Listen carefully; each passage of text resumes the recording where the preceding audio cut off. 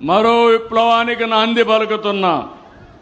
ఆ విప్లవమే మీరు చూస్తే మొన్నే గూగుల్ విశాఖపట్నానికి వచ్చింది.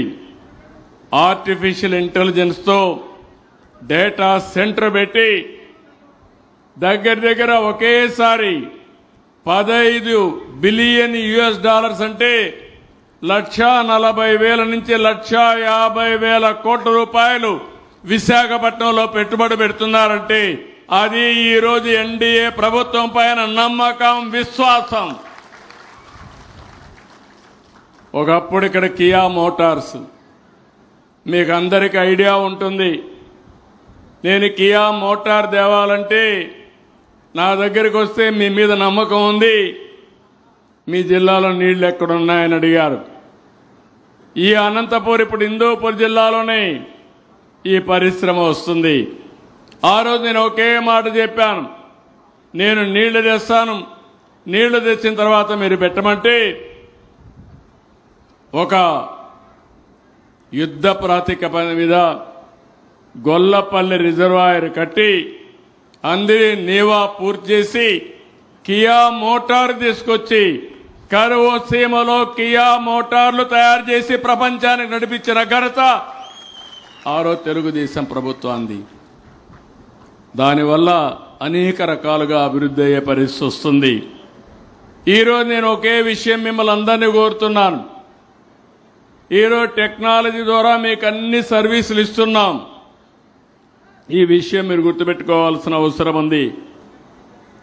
నేను ఒకటే ఆలోచిస్తున్నాను, ట్రాన్స్పరెన్సీ ఉండాలి. ప్రజల ధనం పైసా కూడా వృధా కాకుండా ఖర్చు పెట్టాలి. అనుకున్న లక్ష్యం ప్రకారం పేదవాడికి నిరంతరం న్యాయం చేసేట్టుగా ముందుకు పోయే కార్యక్రమానికి శ్రీకారం చుట్టాం. అదే సుపరిపాలన. నేను ఆర్టీజీఎస్ ఒకటి పెట్టాం, రియల్ టైం గవర్నెన్స్. ఇది అక్కడ ఐటీ మినిస్టర్గా లోకేష్ గారు అయితే ఆయన కూడా ఐటీ చేశాడు కాబట్టి సమర్థవంతంగా తీర్చిదిద్దే పరిస్థితికి వచ్చారు.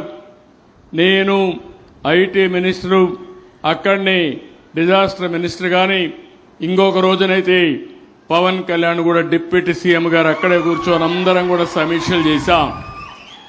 సమీక్షలు చేసి మీరు ఎక్కడా ఇబ్బంది లేకుండా చేయగలిగాం.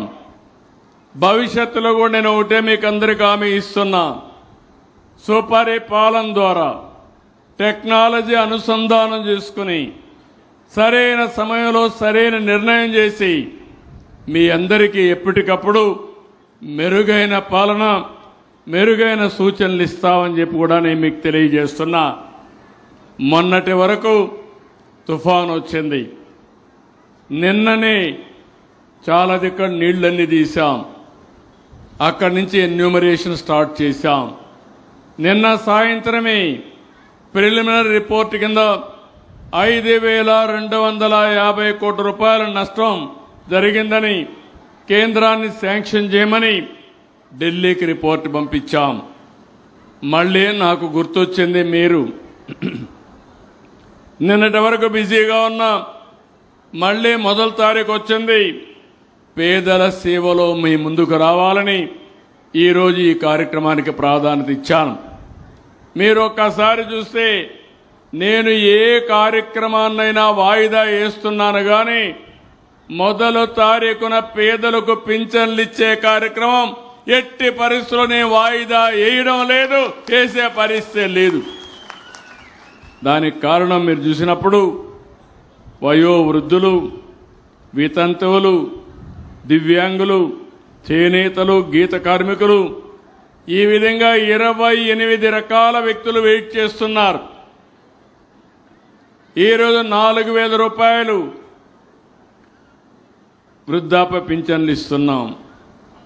ఇంకో పక్క 6,000 రూపాయలు దివ్యాంగులకు ఇస్తున్నాం. కిడ్నీ పేషెంట్లు కానీ ఇలాంటి వాళ్ళు ఉంటే వాళ్ళందరికీ 10,000 రూపాయలు ఇస్తున్నాం. ఇంకో పక్క మంచానికే పరిమితమై కనీసం నడవలేని పరిస్థితి ఉంటే, ఒక అటెండెంట్ ఉంటే తప్ప జరగని పరిస్థితులు ఉంటే 15,000 రూపాయలు ఇస్తున్నాం. సంవత్సరానికి 33,000 కోట్ల రూపాయలు ఖర్చు పెట్టే ఏకైక రాష్ట్రం ఆంధ్రప్రదేశ్ రాష్ట్రం. ఈ విషయం మీరు గుర్తుపెట్టుకోవాల్సిన అవసరం ఉంది. ఒకే ప్రోగ్రాం ఈ ప్రభుత్వం వచ్చిన తర్వాత 50,764 కోట్ల రూపాయలు పింఛన్ల కింద ఖర్చు పెట్టిన ప్రభుత్వం ఈ ఎన్డీఏ ప్రభుత్వం. ఇది దేశంలోనే ఒక రికార్డు. డీబీటీ ప్రోగ్రాంలో అతిపెద్ద ప్రోగ్రాం అని చెప్పి నేను మీకు తెలియజేస్తున్నా. ఇందులో మీరు ఒకసారి చూస్తే 59% అంటే 29,951 కోట్ల రూపాయలు మా ఆడబిడ్డలకే ఇచ్చామంటే అది నేను ఆనందపడుతున్నా. అన్ని రకాల ఆడబిడ్డలకు ఎక్కువ ఇచ్చిన ప్రభుత్వం, ఎక్కువ ఆదరించిన ప్రభుత్వం తెలుగుదేశం ప్రభుత్వం, ఎన్డీఏ ప్రభుత్వం అని చెప్పి కూడా నేను మీకు తెలియజేస్తున్నా. 4,93,00,000 మంది జనాభా ఉంటే అందులో 13% పింఛన్లు ఇస్తున్నాం. 63,35,147 మందికి నెలకు 2,745 కోట్లు ఇస్తున్నాం. నేను అడుగుతున్నా, ఎప్పుడైనా జీవితంలో మీరు చూశారా, ఆలోచించారా ఇంత పెద్ద ఎత్తున సహాయం జరుగుతుందని మిమ్మల్ని అడుగుతున్నాను. ఇది ప్రజా ప్రభుత్వం, పేదల ప్రభుత్వం. డబ్బులు లెక్క పెట్టుకోం. పేదల సమక్షమే పరమావధిగా మీకు న్యాయం చేస్తానని మరొక్కసారి మీ అందరికీ హామీ ఇస్తున్నాను.